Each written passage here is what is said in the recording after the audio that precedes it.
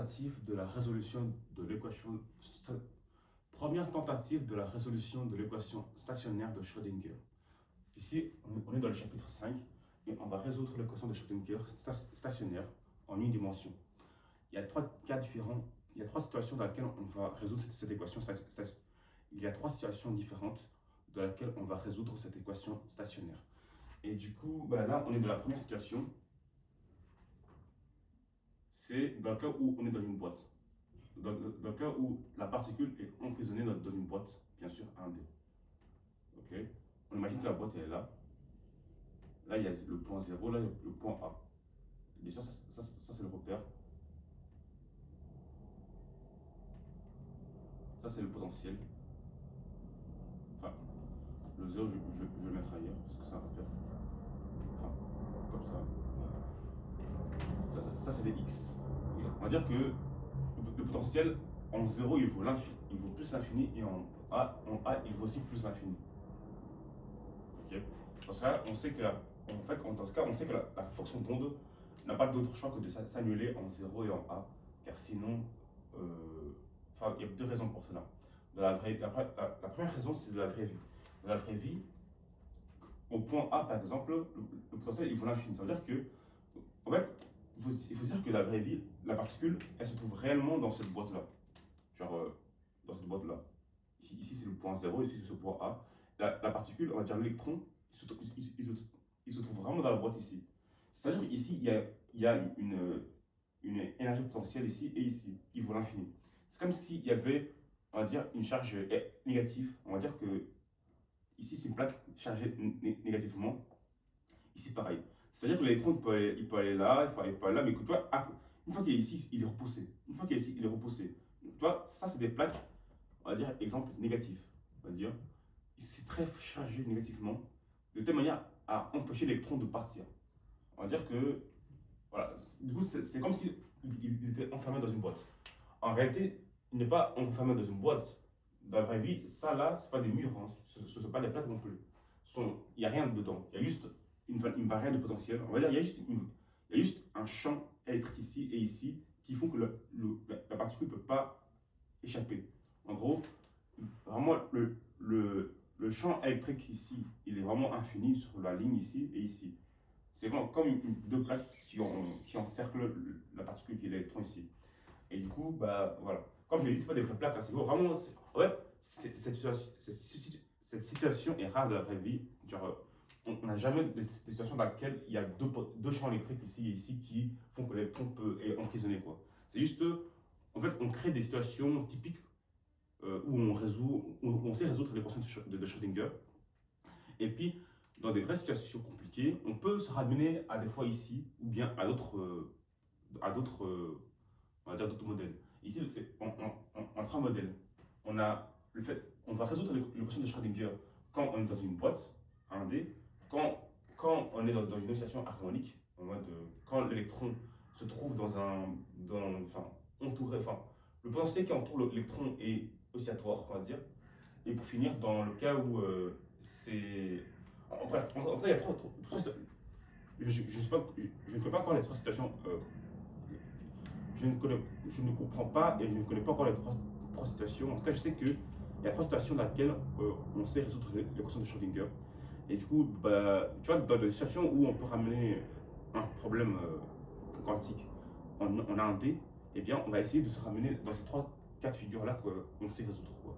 Et là, juste résoudre le premier cas de figure, là où on imagine que le potentiel est emprisonné entre deux barrières ici, de potentiel. Ici, c'est un exemple avec l'électron. Mais on peut imaginer d'autres particules. On peut par exemple prendre un proton et mettre des champs électriques positifs ici.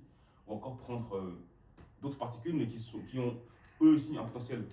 Dans la vraie vie, toi tu connais la situation où ici tu as une colline, ici tu as une colline, et tu as une bille ici. La bille, en fait, elle ne peut pas aller là, mais elle peut aller là. Tu vois la bille, elle peut aller là, elle peut aller là, mais elle ne peut pas monter.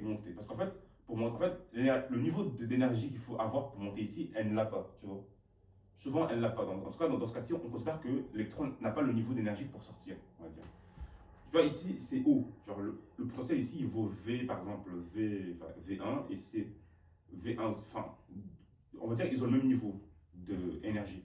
C'est-à-dire que la balle du B ici, pour arriver ici, il faut qu'elle ait une énergie égale ou plus grande que V1 ici ou V1 ici. Tant qu'elle n'a pas, elle est prisonnière. Et ça, c'est une autre situation dans laquelle elle est emprisonnée entre deux barrières ici. Comme ici, et comme ce qu'on va résoudre ici maintenant. Bon, ici, le niveau d'énergie, ils sont fixes, hein, elles sont constantes. Par exemple, ici, on peut imaginer que c'est 300 joules d'énergie.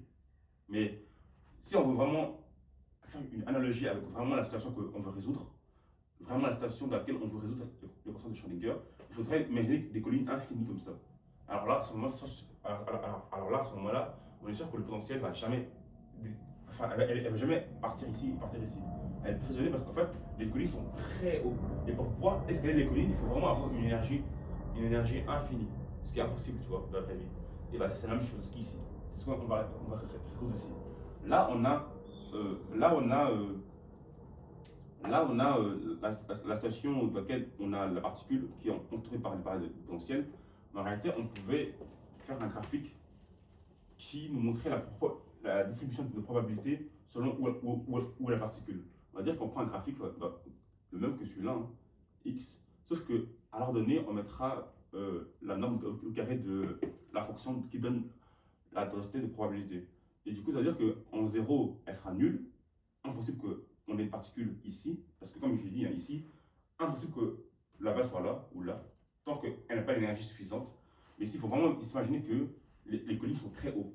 D'ailleurs, je vais le faire parce que sinon, je vais te dire, bah non, si il a l'énergie ici, il peut arriver ici. Mais on va dire que les collines sont en fait, infiniment hauts. Infiniment hauts. Même toi, si tu es emprisonné dans une colline, enfin, dans deux collines qui sont infiniment hauts, tu n'as aucune chance de pas sortir par là ou par là. Tu es obligé d'être là-dedans, quoi. Sauter ou bien, tu vois, faire ce que tu veux là-dedans, mais en dehors, tu ne pourras plus, tu pourras pas aller parce que ça revient à avoir une énergie pour escalader tout le mur qui est long, infiniment long.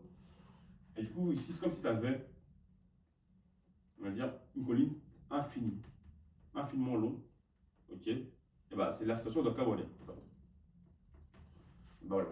Là, c'est vraiment la situation de Kawale. Et du coup, la chance, la probabilité que tu sois ici, elle est nulle. Parce qu'en fait, ça vient être tout en haut d'une colline très haut, impossible.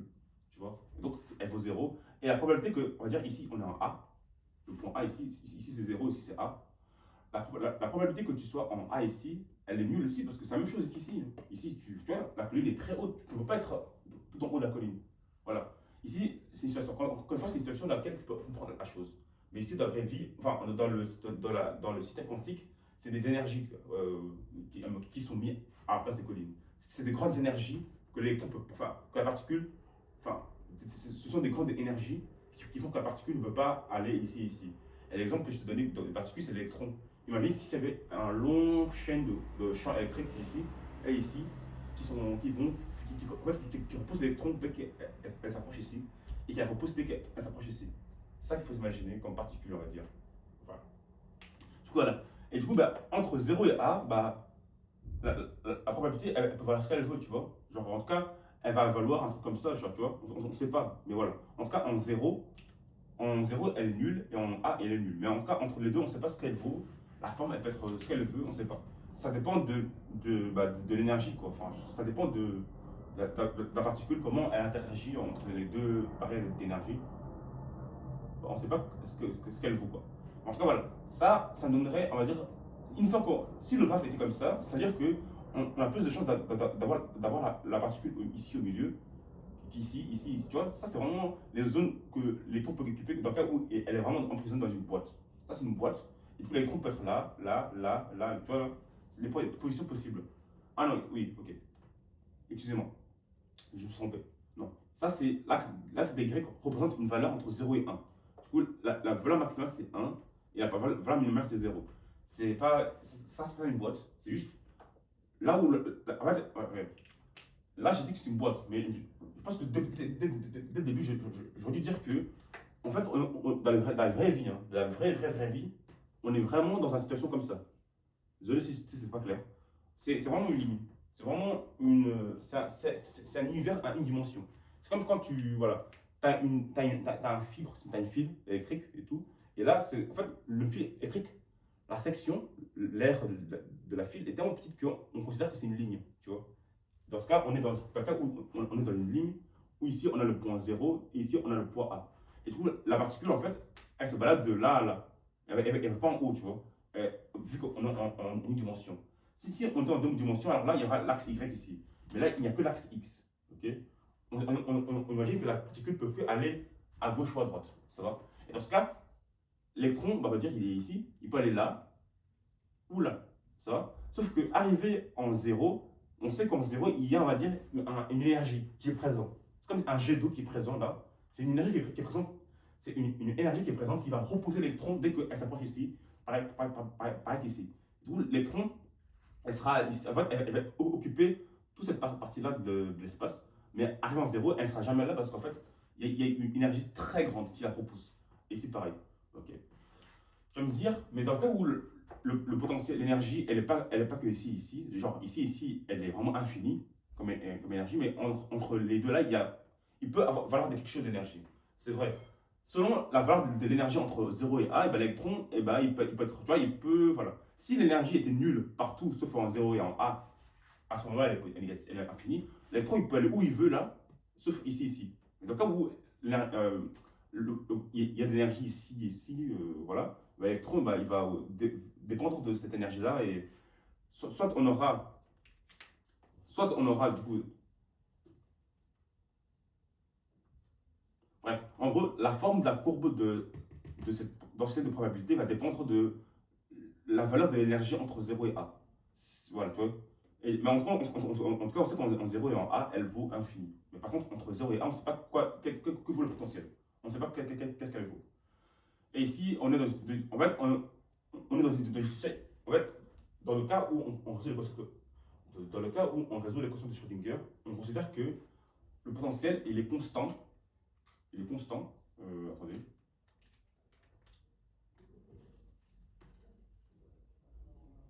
On considère que le potentiel entre A et B, il est constant.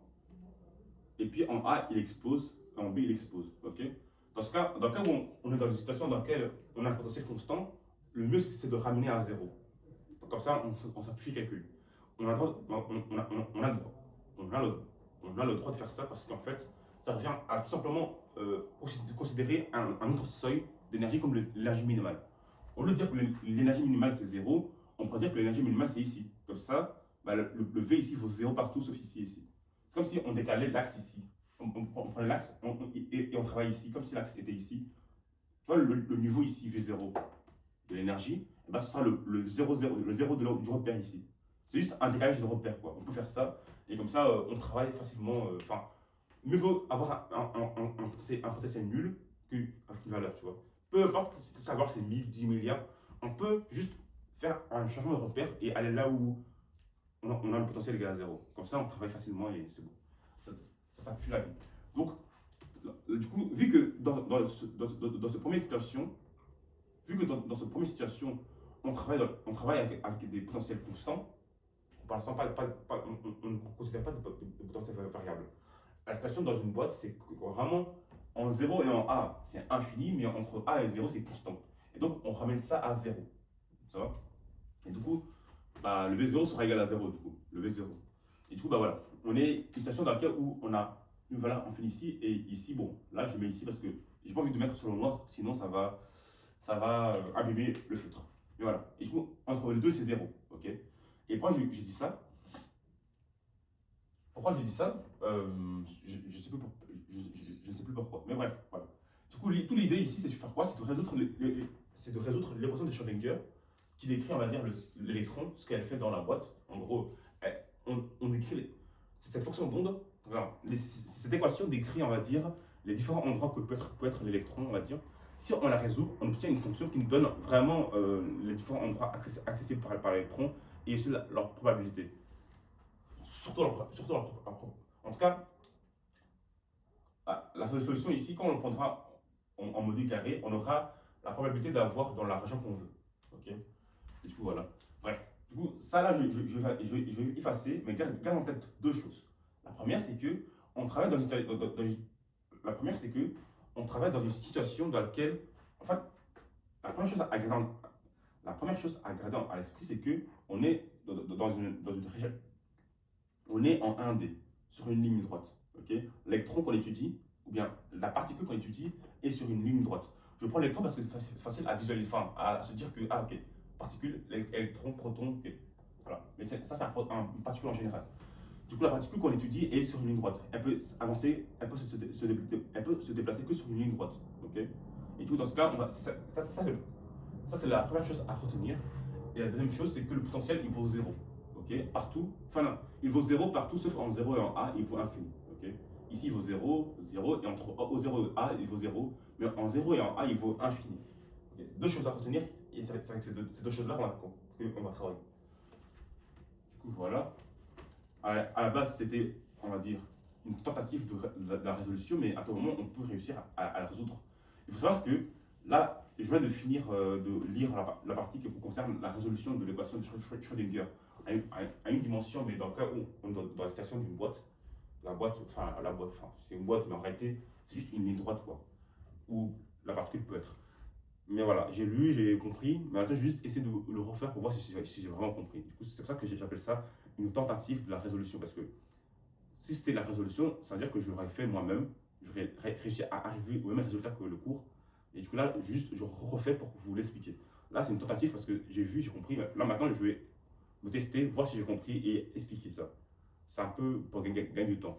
Au lieu de revoir, enfin, autant le faire les deux en même temps. Parce qu'en fait, en faisant la vidéo, moi-même, je conforte ma compréhension, je vois si j'ai vraiment compris. J'essaie de donner un sens à ce que je dis et tout. Et tout, voilà. Et du coup, bah, ça me force à comprendre, à me dire, ok, ça, là, garde en tête. Ça, avec ça, on fait ça, ça. En tout cas, raisonner, bref, on se fiche un peu. Ok, du coup, comme je l'ai dit, deux choses à garder en tête. Deux choses à garder en tête. La première, c'est qu'on travaille dans une situation dans laquelle la particule se déplace en une dimension, sur une ligne droite. Okay, et du coup, on travaille dans le cas où on est entre 0 et A. Okay, cette zone-là de l'espace. Donc, la particule ne peut pas aller en moins l'infini et en plus l'infini si on prend une ligne droite. Elle peut que être en 0 et en A. Okay. Deuxième chose, du coup, ça c'est la première chose. Deuxième chose, le potentiel ici est égal à quoi? Il est égal à plus infini quand x est égal à 0 et moins l'infini quand x est égal à a et il vaut 0, sinon il vaut 0. On va dire quand x appartient à 0 et a, il vaut 0. Okay.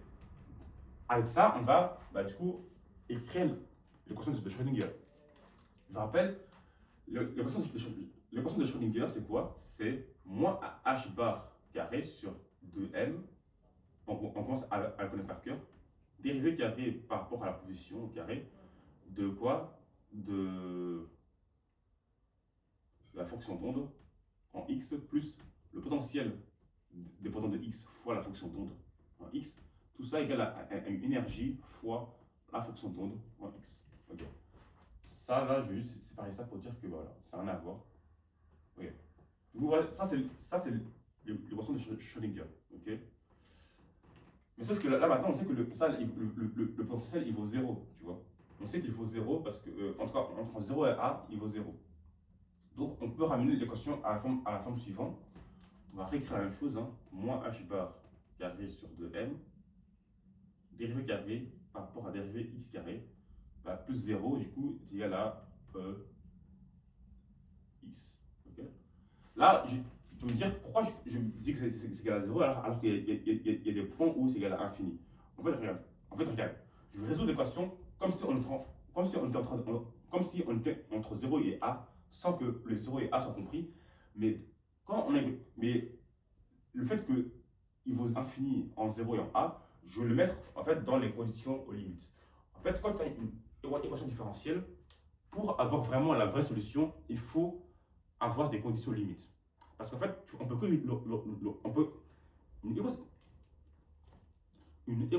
une équation différentielle se résout que en général, de manière générale. Tu auras toujours des constantes inconnues qui peuvent valoir tout ce qu'elles veulent. Pour se débarrasser de ces constantes qui généralisent les solutions de l'équation différentielle, il faut des conditions initiales ou bien des conditions aux limites. Les conditions initiales, c'est les conditions que tu avais au tout début de l'expérience. Ok, les conditions qui sont vraies au début de l'expérience. Avec ces conditions-là, tu peux éliminer les constantes et avoir vraiment la solution correspondant à la situation que tu t'étudies, qui est liée bien sûr aux trucs qui se sont déroulés au tout début de ton expérience. Bon, c'était une longue phrase. Mais pour faire simple, en gros, tu vois, quand tu fais une expérience, au début, il y a quelque chose, au début, il y a quelque chose, ok? Et puis ça évolue, et puis voilà, à la fin, tu as quelque chose. Et puis tu veux décrire tu veux décrire ce qui s'est passé de début jusqu'à la fin, ok, tu vois? Et voilà, tu as l'équation différentielle. Et puis l'équation différentielle, en fait, elle décrit l'évolution de ce que tu as eu quand tu as fait l'expérience, quoi, du début jusqu'à la fin. Et du coup, bah, si tu résous l'équation différentielle, tu trouves la solution qui te donne les différentes positions que ton système a occupées durant le temps, bien durant une autre variable. Et du coup, tu obtiens ça de manière générale, parce qu'on ne sait pas le résoudre de manière déterminée, on résout toujours de manière générale. Et puis à la fin, pour enlever les constantes, parce qu'il y a des constantes qui généralisent, on va dire, l'équation, et bien on utilise les conditions initiales qu'on avait au début, et ça fait que bah, les constantes, ils sautent, quoi. Et on obtient réellement l'évolution de la particule au cours du temps, mais voilà, la vraie, qui correspond aux conditions initiales. Voilà. Des fois, on utilise des conditions aux limites. Bon, je pense que tout ça, c'est chiant pour toi. Je pense que tout ça, c'est chiant pour toi. Je pense que tout ça, c'est chiant pour toi. Mais on va dire, si dans le cas où tu n'as rien compris, si c'est pas grave, comprends ça comme cela. Ici, on va résoudre l'équation de Schrödinger comme si on n'était pas. On le résout entre 0 et A, mais sans que le 0 et A soient inclus. Ok? Et à la fin, on va juste, évaluer la solution qu'on a retrouvée entre 0 et A, en 0 et en A. Ainsi, on aura deux équations, on les substitue et on obtient la vraie solution. Enfin, c'est un peu ça, quoi. Bon, tu vas comprendre ça quand quand je vais résoudre. Du coup, là, je résous entre 0 et A sans que A et 0 soient compris. Dans ce cas, on sait qu'il vaut 0 quand x appartient entre 0 et A. Le potentiel, il vaut 0. Et donc, bah, ici, je l'élimine. Je l'élimine. Ainsi, je peux simplifier tout ça. Hein. Je mets ça de côté. Ah oui, j'ai oublié. Depuis tout à l'heure, je mets dérivée partielle. Mais là, en fait, je ne peux pas mettre ça parce qu'en fait, là, la fonction dépend que d'une variable. Et c'est x. Donc, je ne peux pas mettre dérivée partielle. Dérivée partielle, c'est que quand la fonction dépend de plusieurs variables. À ce moment-là, je peux mettre une dérivée partielle selon la variable que je veux dériver. Enfin, selon la variable par rapport à laquelle je veux dériver la fonction. Et du coup, voilà. Là, je peux, au lieu de mettre ça, je vais mettre juste un d normal, comme tu connais, pour les dérivés. Et du coup, bah, je mets quoi? Je mets dérivée carré sur dérivée x carré. Ok? Ça a dérivé seconde. Et donc, ici, pareil.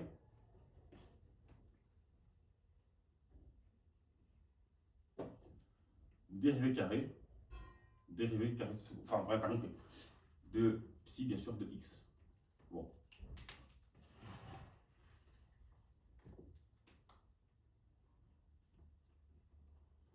Je suis navré que si je ne regarde pas souvent la caméra, c'est que là, comme je l'ai dit, c'est vraiment moi qui, on va dire, ces vidéos, elles servent vraiment pour moi, pour voir si j'ai compris. Bien sûr, si elle peut te dépanner, tant mieux. Mais voilà, là, je parle tout en regardant la caméra. Ça, en général, je fais ça que quand c'est maîtriser le sujet et je sais ce que je parle. Et dans ce cas, je fais ça avec toi, comme ça, toi, tu trouves. Comme ça, toi aussi, tu comprends et tu suis avec moi. Ok, du coup, voilà. Ça, je peux mettre ça je peux mettre ça de côté. Je peux mettre ça de l'autre côté. Ça me donne moins h bar carré sur 2m dérivé carré. Bon, ça, c'est quoi en réalité? On connaît en maths. Hein. Au lieu de se trimballer avec d carré sur dx carré, on va mettre plutôt dérivé prime de x. Voilà. Ça, on est habitué à ça. Mais ça, enfin, tu vois, c'est la même chose. Hein. Ça et ça, c'est la même chose. Ok. Ça, c'est en physique. Et ça, c'est en maths. Bon, les deux peuvent s'écrire en physique et en maths. Mais voilà. Juste qu'en physique, vu qu'on se travaille à plusieurs variables, on aime bien écrire ça, comme ça on sait par quelle variable on dérive. En maths, la variable c'est x. Et du coup, pas besoin de mettre ça parce que c'est juste, on met prime pour dire qu'on dérive par x. Quand tu mets prime, c'est que tu es sûr de certain de la variable par rapport à laquelle tu dérives. Comme ça, on ne sera pas ambigu. Par contre, quand tu as plusieurs variables pour une fonction, il faut vraiment écrire D sur dx et tout pour séparer, enfin, pour dire qu'on dérive par rapport à cette variable-là et pas à une autre. Bref, du coup, moins E phi x, ok, égale à 0. Voilà. Là, c'est bon. Et je peux diviser les deux côtés par ça. J'obtiens quoi? J'obtiens phi prime prime, ok, moins, du coup plus, parce que moins, enfin, moins E divisé par ça fait quoi? Ça fait plus 2m fois E sur h bar carré. Voilà, j'ai divisé les deux membres par ce coefficient-là. Et j'obtiens ça fois phi, ok, égal à 0. Là, tu as reconnu, hein, on a une équation de différentiel qu'on sait résoudre facilement. C'est comme si tu avais, par exemple, y' plus a0, y égale à 0. Autrement dit, y' est égal à a', enfin, est égal à 1, y. Tu vois?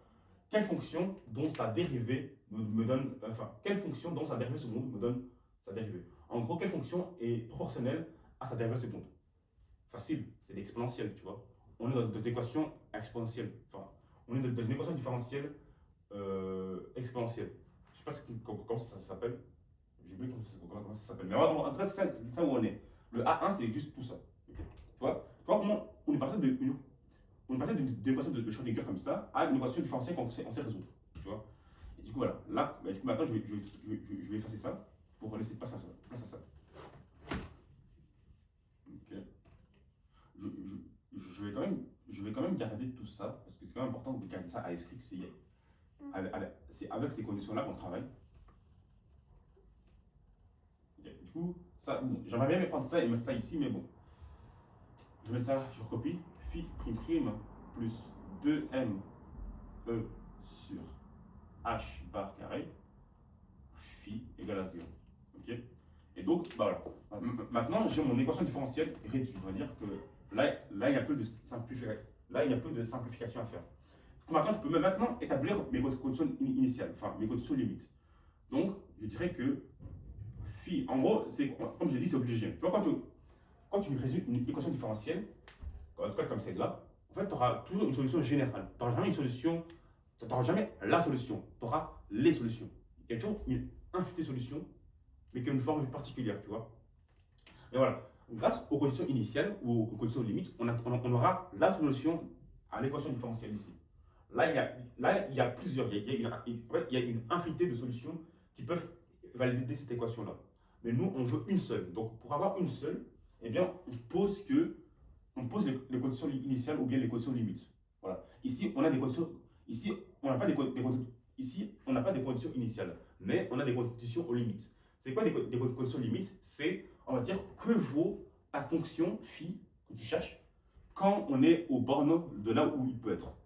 La fonction phi, ici, phi de x, en fait, elle est définie pour tout x appartenant à A et à B. Okay? Elle a une valeur. C'est une fonction qui est définie entre A et B. Okay? Et c'est ça qu'on cherche. Et la fonction ici, vu qu'elle est définie entre A et B, eh bien, on vous allez savoir qu'est-ce qu'elle vaudra entre A et B. Non, qu'est-ce qu'elle vaudra en A et en B. C'est ça les conditions limites. Ce sont les conditions qui fixent la valeur de cette fonction-là en A et en B, dans les bornes de définition de la fonction. Et généralement, c'est ça qui choisit ça, parce qu'en fait, les bornes dans les limites ici, ça dépend de la réalité. Genre, qu'est-ce que tu veux que ta fonction, quelles sont les contraintes que tu donnes à ta fonction selon les bornes. Il y a des gens qui veulent dire que la fonction, elle vaut 0 quand on est ici et ici. La fonction, elle vaut 1 quand on est ici et ici. Selon la situation dans laquelle ils sont, tu vois. En fait, ils n'inventent pas. Vraiment, ils choisissent selon la situation dans laquelle ils sont. Et nous, ici, on est dans quelle situation? Voilà, nous aussi, on est des physiciens. Sauf que là, maintenant, je suis ce qui est écrit dans le manuel, mais faisons genre. Mais du coup, voilà, nous, qu'est-ce qu'on voudrait que la fonction vale en A et en B? En fait, on n'a pas le choix. On n'a pas le choix pourquoi? Parce que en A et en B, je sais que, attendez, excusez-moi, là c'est A et B, mais en réalité, le A il vaut 0 et le B il vaut A. Okay? A et B, c'est pour généraliser. Mais ici, les vraies valeurs des bornes où la fonction est définie, c'est 0 et A. 0 et A. Ok. Et donc, qu'est-ce que que vaut la fonction en 0 et en A? Rappelons-nous, ici, le potentiel en 0 il est infini, le potentiel en A il est infini. Ça veut dire que la force, on va dire la force, hein, la force qui est ici, ok, elle est infinie. Ça veut dire que la particule ici ne peut pas être ici et ici. C'est comme la colline que je t'ai montré au tout début. Pour que la particule soit en haut de la colline, il faut qu'elle ait la même énergie que l'énergie potentielle de là où est la colline, le sommet de la colline. Ici, pour que la particule soit ici, il faut vraiment qu'elle ait une énergie infinie pour vraiment être ici. Ce qui est impossible. Une particule ne peut pas avoir une énergie infinie. Impossible. Aucune particule a une énergie infinie, tu vois. Et donc, ici, vu qu'il y a une force infinie qui est ici, telle que pour que l'électron ou bien la particule, pour qu'il puisse s'échapper de ça, il faut que l'énergie de la particule soit plus grande que l'infini, ce qui est possible. Donc, on dit que au point 0, cette fonction-là vaut 0. Parce qu'en fait, elle ne peut pas aller, elle pourra jamais être en 0 et en A. Parce qu'elle n'a pas une énergie infinie. Et ici, on a une barrière de potentiel qui est infinie. Une barrière de potentiel ou bien niveau d'énergie, c'est simplement un endroit d'espace où, pour y être, il faut avoir le même énergie que l'endroit. Et ici, l'endroit en 0 et en A, ici on dit que on est dans une situation dans laquelle en 0 et en A, l'énergie elle est infinie. Pour être à cet endroit-là, il faut avoir une énergie plus grande que l'infini. C'est ça que ça veut dire. Et donc ici, c'est possible pour toute particule. Et même et aussi, du coup, pour ça qu'on étudie, pour ça qu'on veut déterminer la fonction d'onde, pareil aussi. Donc en 0 et en A, il doit valoir 0. Impossible. Il doit valoir 0, sinon ce n'est pas réel. Dans la réalité, en 0 et en A, la particule ne peut pas y être parce qu'il y a une énergie infinie. Il y a un seuil d'énergie infinie. Et pour que la particule y soit, il doit avoir une énergie plus grande que cela. C'est comme la situation avec la colline ici. Pour que la balle arrive aux collines, je redessine. Pour que la balle ici arrive ici, il faut qu'elle ait la même énergie que ici. En gros, il faut que tu prends le même valeur. Enfin, tu dois lui donner l'énergie que vaut ce niveau-là d'énergie pour qu'elle puisse aller là. Okay. Du coup, voilà. Mais même si tu n'as pas compris, c'est pas grave. Hein. On comprend juste l'idée que pour être à cet endroit-là, il faut que la particule ait la même énergie que là. Et ici, on a comme énergie infinie. Et donc, on ne peut pas avoir une énergie infinie. Donc, ici, elle vaut 0. Dans le cas où on a un point de donner, l'énergie, elle vaut 0. Okay. Dans ce cas, la particule peut être, parce qu'elle a une énergie qui n'est pas égale à 0 de la particule. Elle peut avoir une énergie qui n'est pas égale à 0. C'est ce qu'on a ici, tu vois. Entre 0 et A, on considère que le potentiel, il vaut 0. Donc, la particule peut être là où elle veut, entre 0 et A, tu vois. Ok. Voilà. Initialement, non. Dans les limites, on sait que la fonction en 0 vaut 0 et la fonction en A vaut 0 aussi. Ça, là, c'est important. On va l'utiliser à la fin pour trouver la solution de la fonction d'onde. La fonction d'onde qu'on cherche. On va utiliser ça pour trouver la vraie fonction d'onde. On va utiliser ça pour trouver la fonction d'onde qu'on cherche. C'est comme si je te donnais, en gros, je te donnais ça et ça comme point. Ok. Toi, trouve-moi le reste des points. Ça, on sait le faire grâce à la résolution, à la résolution de l'équation. On pourra trouver une expression générale qui décrit le comportement de 0 et A. Ah, tu vois. Bref, en tout cas, non. Je t'emmène les persos et moi-même. Oublie ce que j'ai dit récemment. Du coup, voilà. Du coup, avec ça, là, on a trouvé la vraie fonction d'onde. Ok. Et t'inquiète pas, tu seras convaincu à la fin que il faut vraiment ça pour trouver là. On verra que ça, là, on peut le prendre ou pas le prendre. C'est pas, voilà. Ça, c'est vrai. On peut l'utiliser ou pas, tu vois. Mais voilà. On va voir qu'à la fin, on va devoir l'utiliser parce que tu vois ce qu'on aura à la fin. Et toi-même, tu seras convaincu. Du coup, voilà. On garde ça en tête. Okay. Maintenant, on va résoudre. Là, je peux effacer. On va résoudre ça, du coup. Comment résoudre ça? Même pas besoin de résoudre. En fait, pour résoudre ça, il faut poser lambda carré. Enfin, il faut. Bon, je ne vais pas te refaire un cours d'analyse pour les équations différentielles. Hein. Mais en fait, tu vois, quand tu as une dérivée seconde, tu as lambda carré. En gros, une dérivée seconde revient à avoir lambda carré. Une dérivée première revient à avoir lambda tout court et rien du tout. En gros, quand tu as la fonction tout seul, tu as 1. Tu as Et là, on a quoi? On a seulement une dérivée seconde et rien. Okay, donc, on aura seulement lambda carré et 1. Okay, bien sûr, 1 fois ce qui est devant. Attention. Lambda carré fois ce qu'il y a devant la fonction dérivée deux fois. Ici, il n'y a rien, il y a 1 du coup. Donc, il y a 1, enfin, t'as compris quoi. Du coup, ça donne quoi? Lambda carré plus tout ça fois 1. Du coup, plus 2m e sur h bar carré, okay, égale à 0. Parce que l'équation ici égale à 0. Voilà. Ça, c'est ce qu'on fait quand on a une équation homogène comme ça.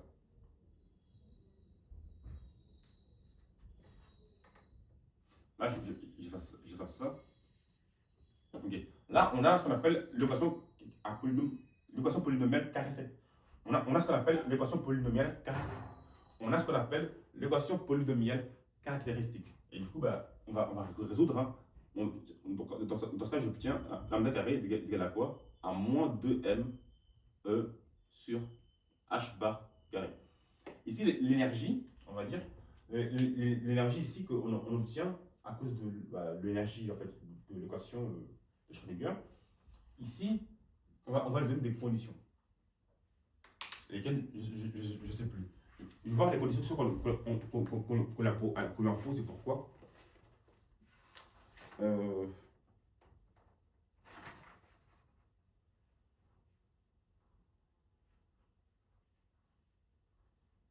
Okay.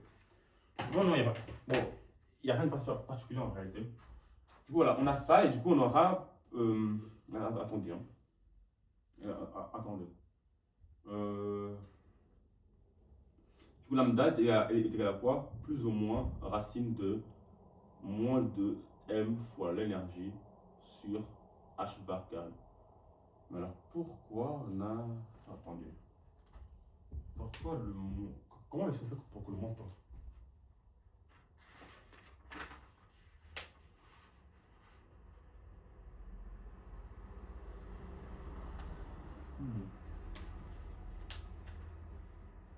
Ok, là, il y a un vrai problème.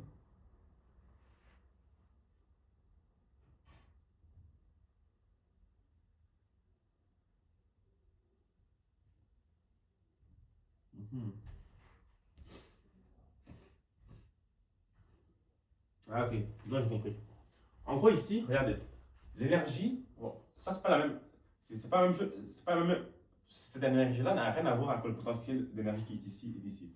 L'énergie ici, c'est ce qu'on obtenait dans l'équation de Schrödinger qu'on avait au début. H psi est égal à E.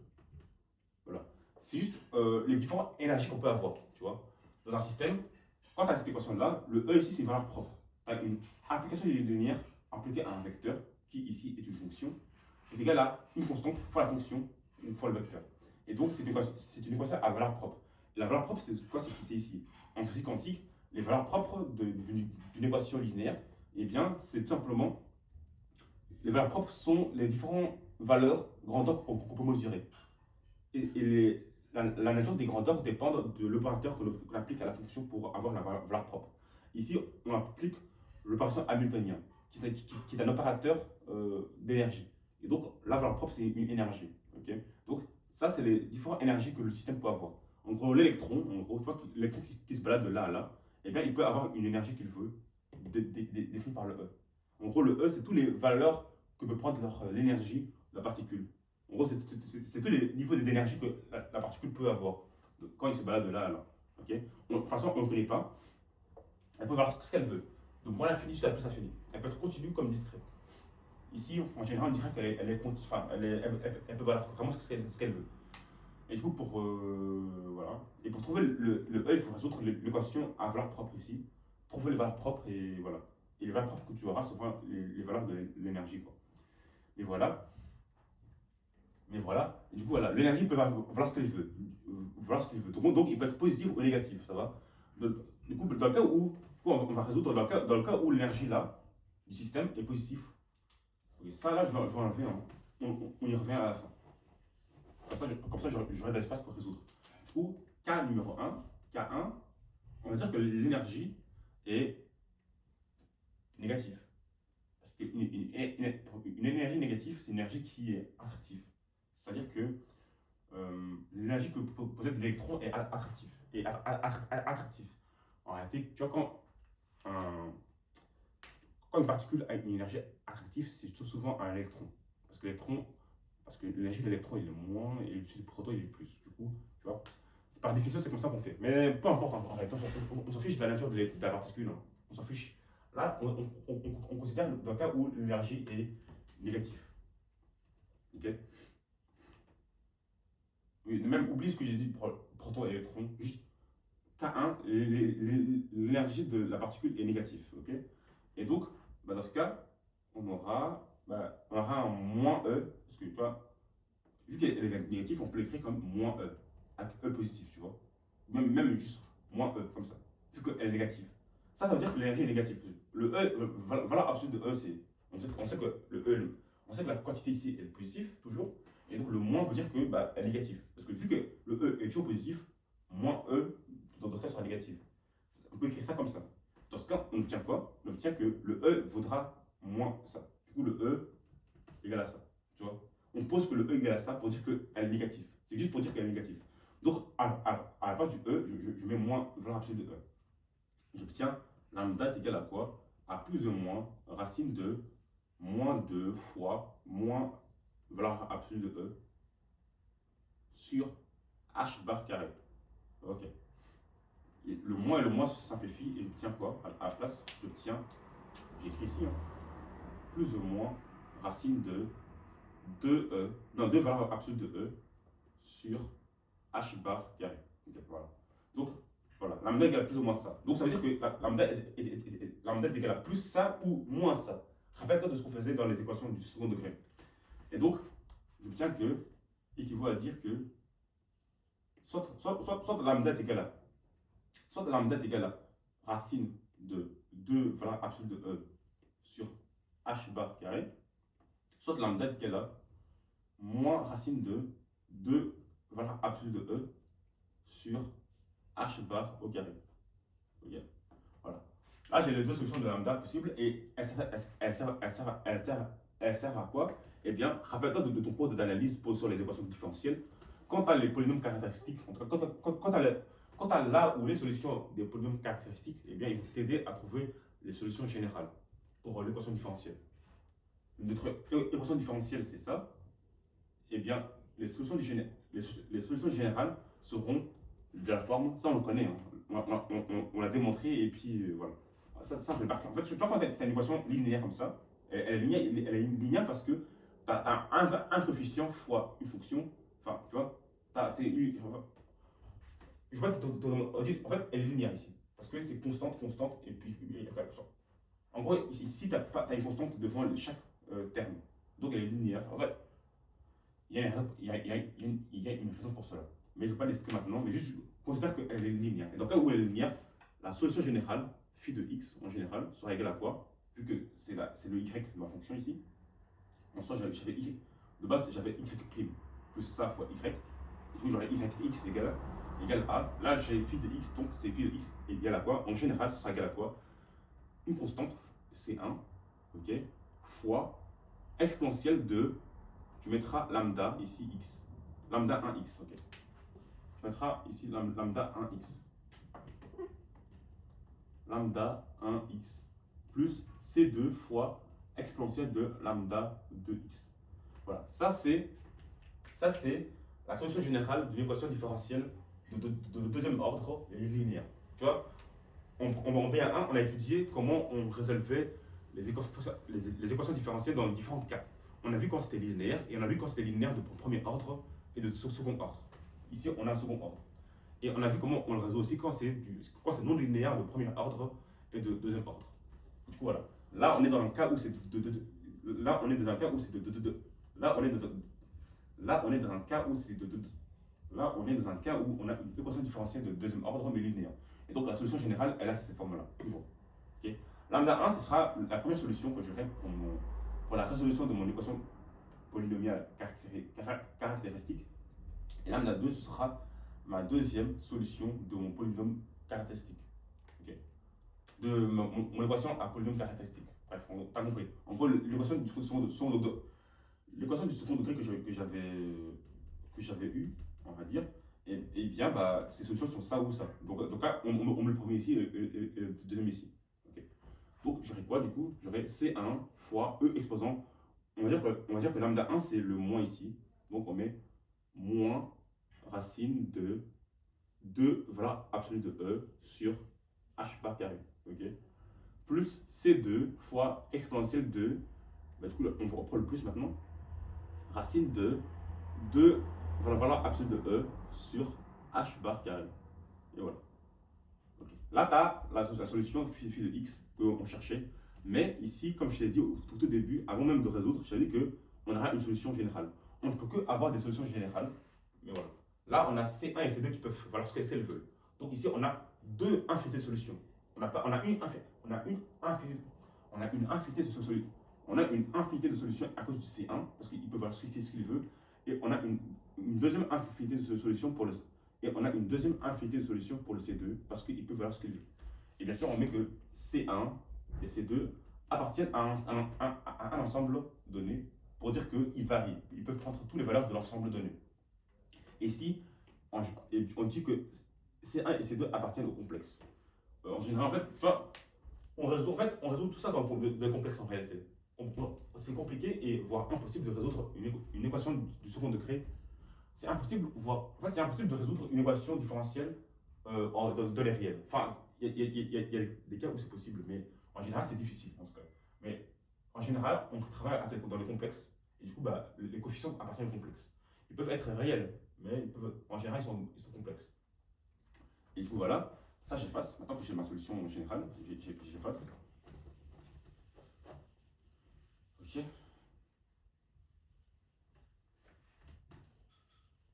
Et du coup, j'obtiens ça. Et comme je t'ai dit, hein, vu que là, j'ai deux infinités de solutions, mais moi, je voulais une solution.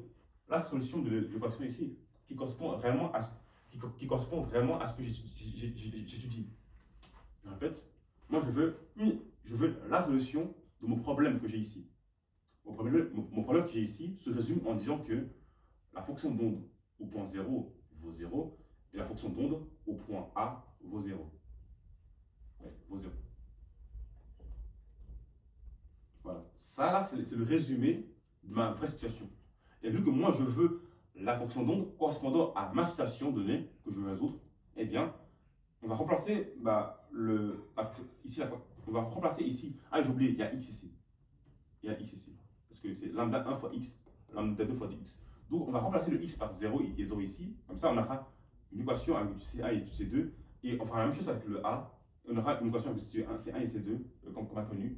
On va isoler ça et on va résoudre ce système et on aura on aura la valeur de C1 et de C2 correspondant à ces conditions-là. Ok. Et du coup, dans ce cas, on aura une équation sans C1 et C2. T'inquiète pas, on va voir comment faire maintenant. Donc, vu que ça là, c'est ce qui correspond à ma situation, donc cette équation générale doit vérifier cela. Donc, on dit que équivaut à dire que, du coup, phi de x en 0, si j'en passe le x par 0 ici, j'obtiens C1 fois 0, E exposant moins 0, parce que 0 fois ça, tout ça, ça fait 0, et E exposant moins 0, c'est E exposant 0, et donc ça fait 1. Donc c'est 1 fois 1, ok, c'est 1 tout court. Plus, pareil pour ici, hein, si je remplace le x par 0, j'obtiens tout l'argument de l'exponentielle égale à 0, donc le E exposant 0 fait 1 aussi. Donc j'obtiens seulement C2. Égal à quoi? Vu que en remplaçant le x par 0, on obtient 0, j'obtiens 0 ici aussi. Okay. Et donc je fais la même chose quand c'est en A. Si je remplace tout ça par A, j'obtiens C1 fois E exposant moins racine de 2 valeur absolue de E sur H bar carré, ok, fois A, ok, plus C2, bah, la même chose, hein, fois E exposant racine de 2 valeur absolue de E sur H bar carré, ok, fois A aussi. Voilà, tout ça égale à 0. Là, j'ai deux équations à deux inconnus, donc je sais trouver les valeurs de C1 et C2. Ok. Maintenant, allons voir un peu ce que ça donne. Ça, maintenant, j'efface ça parce que j'ai besoin d'espace et j'efface ça. bien évidemment, je garde ça quoi.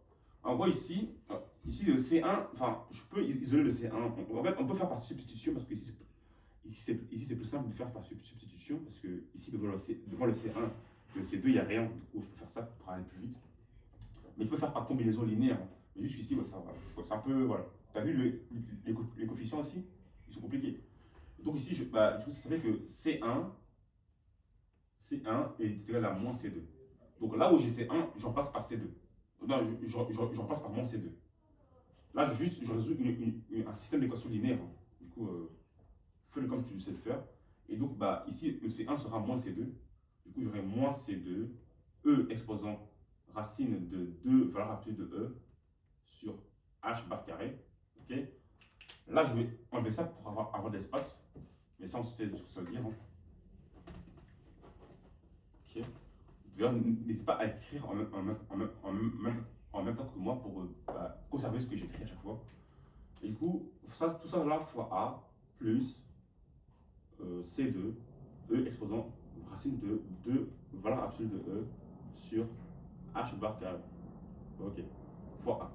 Ok. Égal à 0. Là, je peux mettre en évidence le C2. Donc, je réécris le système. C1 est égal à moins C2. Et ici, je peux mettre en évidence le C2. J'obtiens que C2, et il me reste quoi? Il me reste moins E exposant racine de 2 valeur absolue de E sur H bar carré, okay, fois A, plus, exactement la même chose, attention. Attention, ici, pour le C1, ici, en fait, il y avait un moins devant. Okay, il y avait un moins devant ici. Et oui, même quand on le remplace par A, il y a un moins toujours. Okay.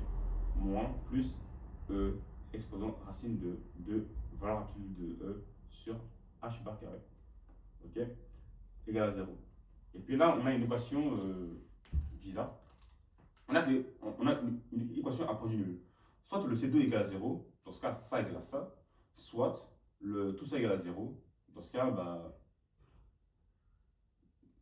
soit C2 égale à 0, ok, ou soit ça égale à 0. Ok. Or, ici, on sait que C2, en fait, si C2 vaut 0, ça veut dire que C1 vaut 0. Dans ce cas, on aura phi de x égale à 0. Et nous, ça ne nous intéresse pas d'avoir les solutions ça ne nous intéresse pas d'avoir les solutions où la fonction d'onde égale à 0. Enfin, 0, ça ne donne même pas ce qu'on veut.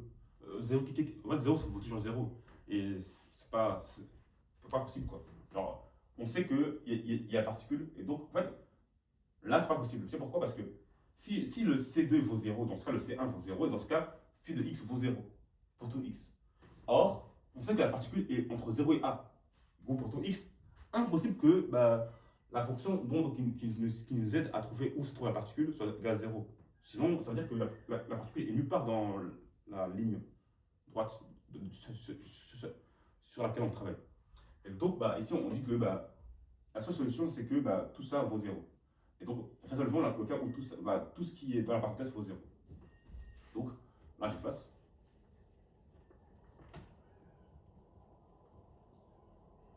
Et donc là, je fais quoi? Je dis que ça là, tout ça égale à 0, donc ça égale à ça. On est d'accord? Bon, d'abord, j'écris d'abord ça. Moins E, moins racine de 2 valeur absolue de E sur H bar carré, okay, plus E, racine de, la même chose, égale à 0. Okay.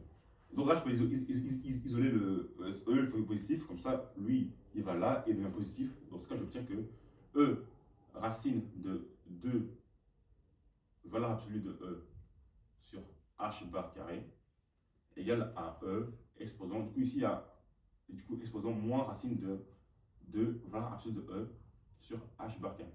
Et là, on a un truc bizarre, parce que on a que ça est égal à ça. Je rappelle, hein, dans une équation exponentielle, quand tu as un exponentiel égale à un autre exponentiel et les deux ont la même base, donc leurs exposants sont égaux. Ça, c'est ce qui est dit dans la. Voilà, ça, je connais déjà de base. Bien sûr, si tu veux les propriétés générales de tout type, si tu veux les propriétés générales de tout type d'équation, bah, j'ai fait une formation dans laquelle je détaille tout ça je mets tout ça en détail. Mais bon, là, je pense que tu connais. Du coup, voilà. Du coup, ici, j'ai. Si tu veux la formation est en description. Et juste contacte-moi sur mon Instagram et on en discute voilà, pour voir le prix. Et du coup, voilà. Du coup, ici, j'ai ça. Et du coup, ça veut dire que équivaut à dire que bah, racine de 2 valeur absolue de E sur H bar carré égale à moins racine de 2 valeur absolue de E sur H bar carré. Ok? Plus, bien sûr, 2K pi I. Voilà. Et K appartenant au entier. Donc ici, il y a un truc bizarre. Même si le 2K pi il est là, on va d'abord faire en sorte qu'il. Enfin, on va faire K égale 0 d'abord. Et on va voir ce qui se passe. Ici, on a ça égale à moins ça. En gros, quelque chose égale à. Enfin, tu vois, tu as une boîte égale à l'opposé de la boîte. Quelle valeur qui est égale à son opposé? C'est 0. Et donc, ben, on n'a que racine de 2E sur H bar carré égale à 0. Et donc que E égale à 0, du coup. Et or, l'énergie du système, pour quelle gamme? Attendez. Là, je ne sais plus pourquoi, dans le cours, on a dit qu'ici, il n'y a pas de solution. Enfin, ça revenait à avoir une solution négative, mais je ne sais plus pourquoi. Non, je ne sais plus pourquoi. Je vais quand même revoir le manuel, et si vraiment je ne comprends pas, eh bien, je vous donne juste la conclusion, mais sans explication, parce que pour l'instant, je ne comprends pas. Du coup, on me dit quoi? On me dit que la condition que phi en 0 vaut 0, en gros psi, la fonction d'onde évaluée en 0 vaut 0, entraîne que C2 égale à 0. Donc là, ils disent qu'il n'existe aucune valeur de C1 pour laquelle la seconde relation est vérifiée. Il n'existe aucune valeur de C1 pour laquelle la. Ça, je n'ai pas compris.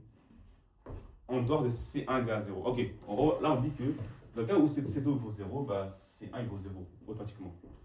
Et du coup, qui est incompatible avec ce. Et dans le cas où C1 égale à 0, c'est incompatible avec 5.2. Et c'est 5.2, c'est quoi? C'est juste que le fait que. Ah, c'est ce que j'ai dit en fait, c'est ce que j'ai dit. Enfin, je l'ai dit parce que c'était logique, mais en fait, c'est. Là je viens de comprendre dans le cours en fait. Tu vois, quand je lisais le cours, ce passage-là, j'ai pas compris. Et là, j'ai juste dit un truc pour moi qui était logique en fait. Tu vois, C1 égale à 0 et C2 égale à 0 revient à dire que phi de x égale à 0. Et donc, si tu veux calculer la probabilité d'avoir la particule quelque part, eh bien, tu prends le module carré. Tu prends le module au carré. Et ici, on a que ça, il vaut 0. Donc, ce module au carré, il vaut 0. Et c'est pas possible parce que ça veut dire que ta probabilité vaut 0 pour tout x. Alors, pour tout x, il y a un endroit où on sait que la particule est. Et donc, ça n'a pas de sens. Ça viole le fait que, bah, enfin non, ça voulait rien. Juste que c'est pas réaliste, quoi. Parce qu'on sait que la particule se trouve quelque part. Sinon, on va pas s'amuser à résoudre cette équation-là. Ok. Ou même l'équation de Schrödinger, parce que sinon, si la particule se trouve nulle part dans une région qu'on considère, pourquoi décrire une équation de Schrödinger? De base, c'est pour décrire le comportement de la particule dans la région. Mais si elle n'est pas là, qu'est-ce qu'on décrit à ce moment-là? Rien. Voilà. On continue. Il n'existe donc pas d'état lié pour E inférieur à 0. Okay. S'il existait, il correspondrait à une énergie cinétique négative, puisqu'il n'y a pas d'énergie potentielle. Ce qui n'a pas de sens. De même, il n'y a pas de solution pour E égale à 0. Ah oui, bah voilà. Comme j'ai dit, hein, ici, ça veut dire que le E. Attendez, c'est où j'ai dit ça moi? En gros, ici, si on oublie le 2K pi, bien sûr, ça revient à dire que bah, le E, il vaut 0 ici, du coup. Parce que tout ça égale à 0, donc le E égale à 0. Et ici, on dit que il n'y a pas de solution pour E égale à 0. Ok. Pour E positif, la solution. Ok. Pourquoi il n'y a pas de solution pour E égale à 0? Ah, en gros, s'il n'y a pas d'énergie par particule, bah, donc dans le cas, la particule n'existe pas. je rappelle qu'une particule est massive. Si la particule qui est massive n'a pas d'énergie, ça veut dire qu'elle n'a pas de masse, tu vois, c'est bizarre. Donc, toute particule possède une énergie. Et l'énergie minimale qu'une particule possède, c'est son énergie de masse. Donc, l'énergie minimale que. Tu vois, dans l'équation de Schrödinger, qui est celle-là, on a que. Je rappelle, hein, on a que H psi égale à E psi. Le E ici, c'est toute l'énergie que le système peut avoir. Donc, l'énergie minimale l'énergie minimale que peut avoir le système, qui est la particule, eh bien, elle ne vaudra jamais zéro, elle vaudra l'énergie de masse. Tu vois? Voilà. Du coup, c'est tout. Et du coup, l'énergie E égale à 0 n'existe pas, du coup, parce que vu qu'on parle de particules, toute particule a une masse, et du coup, toute particule qui a une masse a une énergie de masse, qui est E égale à mc carré. Et du coup, bah voilà.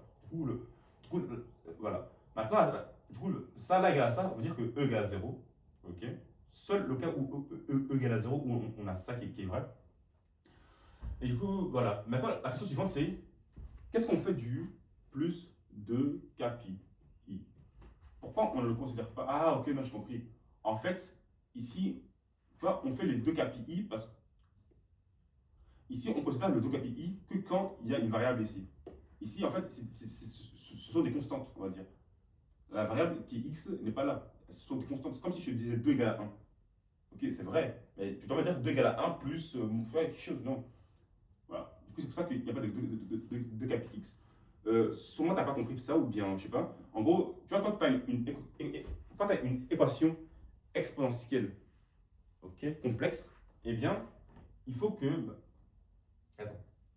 Tu vois, en gros, quand tu as une équation exponentielle complexe, vu qu'elle représente la somme de sinus et de cosinus, on sera dans le plan complexe. Bah, en gros, ici, attends, ici c'est imaginaire, ici c'est les réels. En gros, une exponentielle complexe, c'est ça. C'est ça en fait. C'est un module fois E i de θ. Θ, c'est ça. Et du coup, bah, quand tu as trouvé θ, on va dire, et bien, quand tu fais un tour du cercle, et bien, tu obtiens encore le même résultat. Et donc, bah, il faut ajouter plus de capi i. Enfin, de tours, quoi. De capi de tours. Et du coup, c'est pour cela que. Attendez, hein.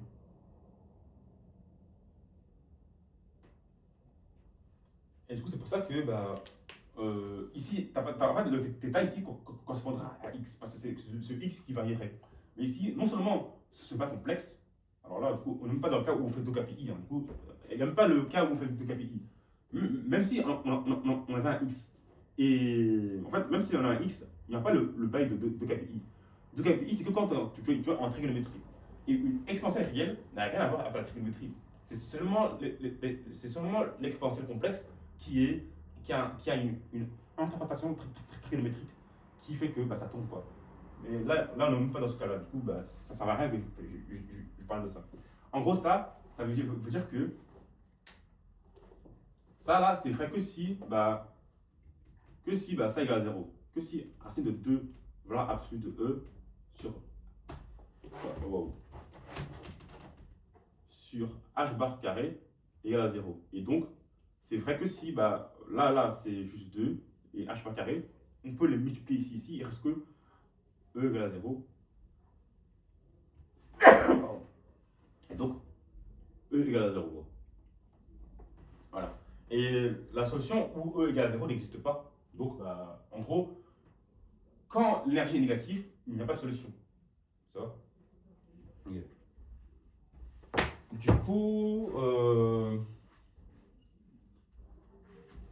voilà, du coup, le cas où E est négatif n'a pas de solution. Donc, on va juste considérer le cas où E est positif. Ça va? Du coup, ça là n'a jamais de solution. Du coup, voilà. Maintenant, on va faire le cas où l'énergie est positive.